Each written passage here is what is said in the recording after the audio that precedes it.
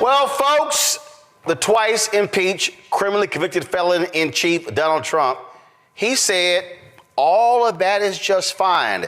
Those were his domestic terrorists, his supporters on January 6, 2021. And what is one of the first things that he did when he got the power back? Pardon nearly every single one of those domestic terrorists, some 1,500, an absolute pardon for them. Forget the fact that they stormed the Capitol. Forget the fact that they attacked numerous police officers trying to stop the certification of the 2020 election. Guess what? They now get to walk free because of the sweeping grant of clemency that he gave. Many of these people, including one of them, a Proud Boy leader who was sentenced to 22 years in prison, he is now out. He has emboldened these far-right groups and their racist, extremist rhetoric. And these organizations are openly calling for political violence. Yeah, that happened. And you know what also happened? An absolute show of cowardice from nearly most Republicans. Here is Trump's newly confirmed Secretary of State, former Florida Senator Marco Rubio. I hear you, but in February 2021, even you issued a statement. You said the images of the attack stirred up anger in you. The nation was embarrassed in the eyes of the world by our own citizens. How do you personally reconcile those feelings with the pardons that he did yesterday? I understand you have work to do in the job as far as there are many things, but on this particular issue, I'm curious about what you're thinking.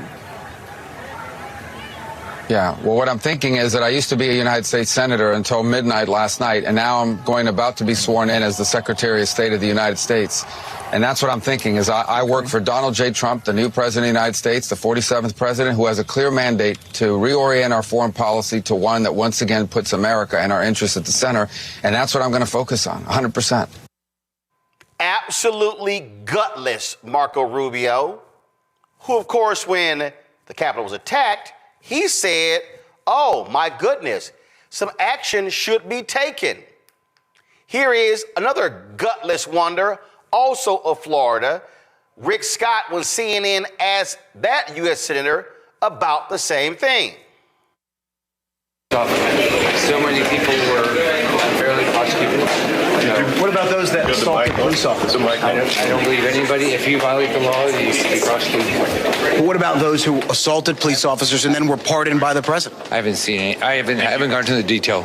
But there are those pardons that exist. I'll have to read it. I haven't heard those details. Really? Really?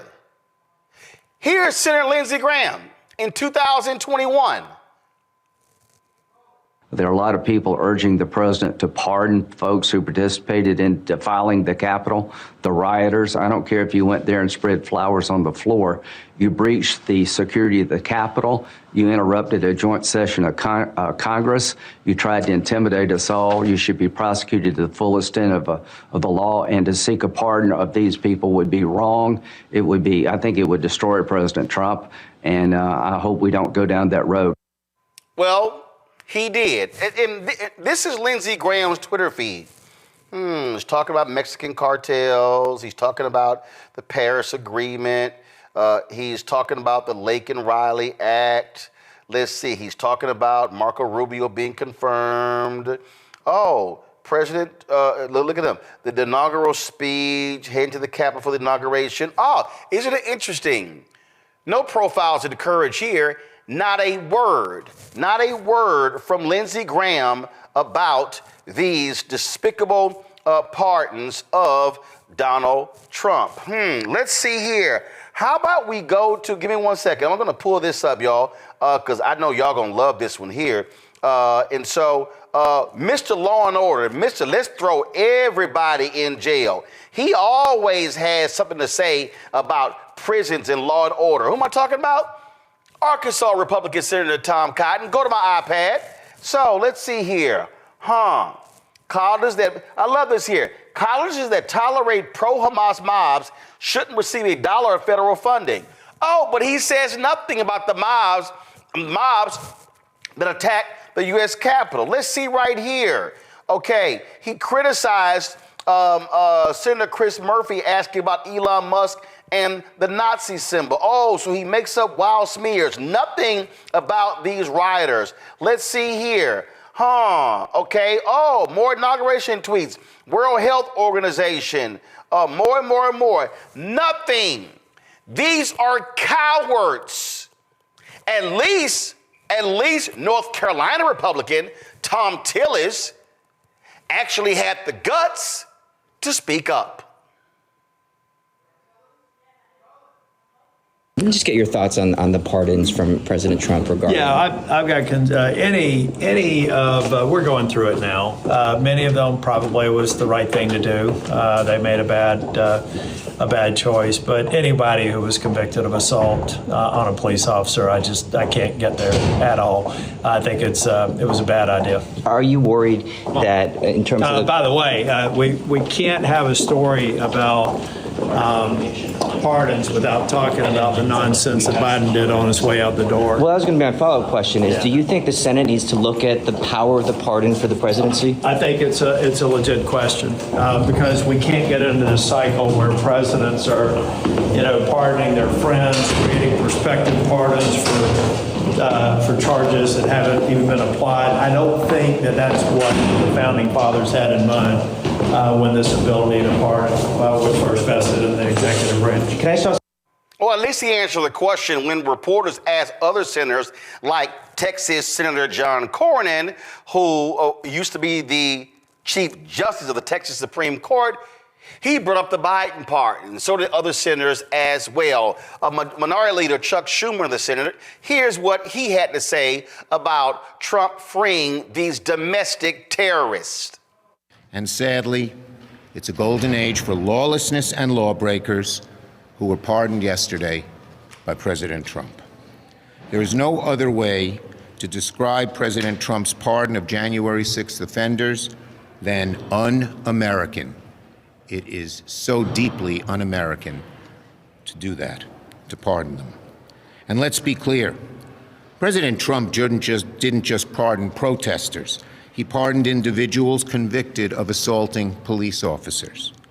He pardoned individuals convicted of seditious conspiracy. And he pardoned those who attempted to undermine our democracy. It's a betrayal of the highest order of our Capitol Police officers who risked their lives to keep us safe. It just is so cruel to the Sitnick family who lost a police officer. One of those folks who was there on that day, who got sentenced, this is what she said on CNN.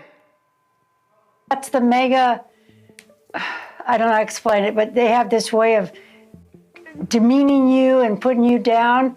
And that's what they've got going right now is this huge gaslighting smear campaign going on, telling me that it was a peaceful protest. I was there.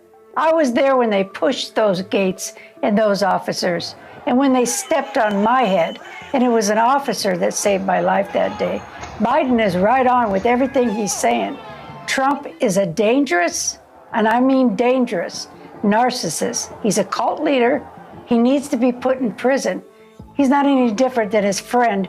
What was that guy that had just got, they're saying that he was killed himself in the prison. Epstein, friends with Epstein. Trump is disgusting. That was Pamela Hemphill, a grandmother from Idaho, who spent 60 days in jail for the role that she played on that day. She said she is rejecting the pardon because she did commit the crime. Support the work that we do. Join our Bring the Funk fan club. You heard what we just talked about there. Folks, I can't reiterate this enough. Listen to me clearly. I cannot reiterate this enough. When you've got technology companies running scared, when you've got legacy media not doing their job, when you've got black-owned media that is disintegrated, now is more than ever for us to have independent media that cares about the truth. that is willing to say what needs to be said. So when you support Roland Martin Unfiltered, this show, when you support the Black Star Network, you're not just supporting me, you're supporting the other shows. Our goal is to add 2 more shows this year. We want additional shows. We want more weekly and daily shows because we want to be able to speak truth to power. We want to be able to say what is necessary where other people are scared. And when you are scared, when you're looking over your shoulder, oh my God, that advertising contract is not going to come in. Well, guess what? A lot of these major ad agencies, they're not even supporting us anyway. You know, in 6 years of doing this show, Group M hasn't done a damn thing with us. Publicis hasn't done anything with us. You've got Horizon, you've got all of these folks, they haven't done jack.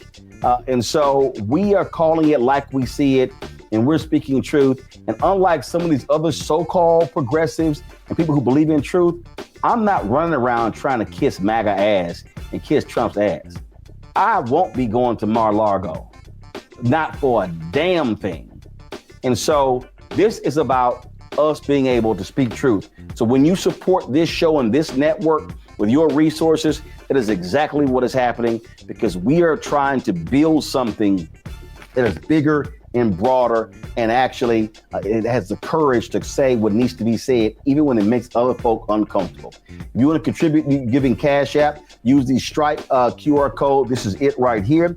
And if you are listening, simply go to blackstarnetwork.com to check it out. Also, because you want to see your checking money order, some of y'all old school, we understand that. See your checking money order to P.O. Box 57196, Washington, D.C., 2003 7-0196.